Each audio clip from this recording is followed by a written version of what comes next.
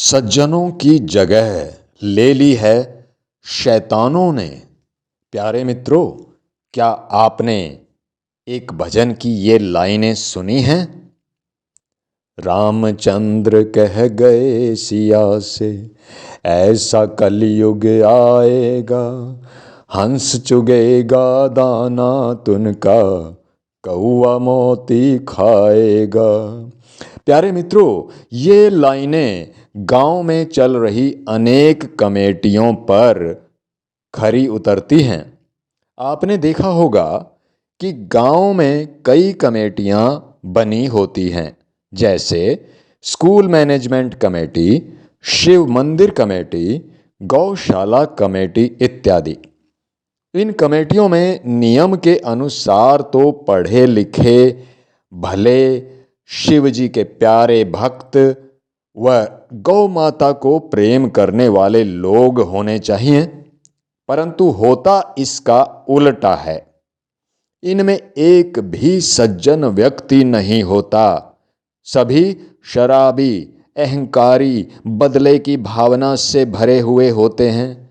School से, मंदिर से, शिवजी भगवान से, गौशाला से उनका दूर दूर तक कोई नाता नहीं होता। आमतौर पर सरपंच भी इनमें टांग अड़ाकर रखता है। जहां एक राजनीति वाला व्यक्ति आ जाता है, वहां से नीति और न्याय तो भाग खड़े होते हैं। वहां केवल स्वार्थ ही स्वार्थ, लोभ, प्रतिशोध का बोलबाला होता है।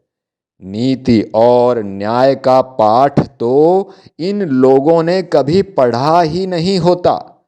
फिर ये नीति और न्याय पर कैसे चलेंगे? और क्या नीति और न्याय दूसरों को सिखाएंगे? ये लोग क्योंकि मेहनत की बजाय चालाकी से धन कमाने में विश्वास रखते हैं, यही कारण है कि इन कमेटियों के सदस्य बनकर ये अपना उल्लू सीधा करते हैं। दो उदाहरण देकर मैं यह वीडियो समाप्त करूंगा। पहला यह है कि शिव भंडारे के नाम पर या अन्य किसी बाबा, माता, खेड़ा आदि के भंडारे के नाम पर 20,000 रुपया इकट्ठा हुआ। 10,000 भंडारे में लगा दिया, बाकी 10,000 का कोई हिसाब नहीं। कई बार तो उस पैसे से ये ब्याज भी कमाते रहते हैं और अपने लिए भी प्रयोग करते हैं। दूसरा उदाहरण मैं अपने गांव से देना चाहूँगा। हुआ ये कि अभी कुछ दिन पहले भंडारे के मीठे चावल के 2.5 कढ़ाए बच गए। बड़े बड़े 2.5 कढ़ाए। कमेटी वाले सज्जन ने शाम तक सारा प्रसाद बासी कर दिया, पर मुझे गौशाला में गौ माता को खिलाने की अनुमति नहीं दी। मैं हाथ जोड़कर अपने घर चला गया। 2.5 कढ़ाओं में से एक भी कढ़ाहा मुझे गौशाला में ले जाने की अनुमति नहीं मिली और भोजन पूरा सुबह से शाम तक बासी हो गया। राम बचाए इन कमेटी वालों से।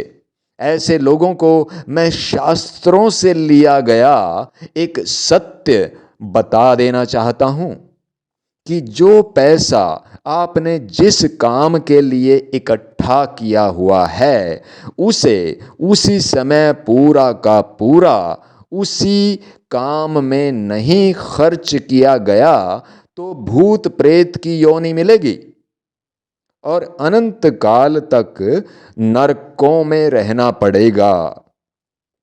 इतनी कड़ी सजा की वजह से ही सज्जन व्यक्ति ऐसे कामों में ज्यादा आगे नहीं आते और इसीलिए हंसों की जगह इन कौवों को अपना खेल खेलने का मौका मिल जाता है।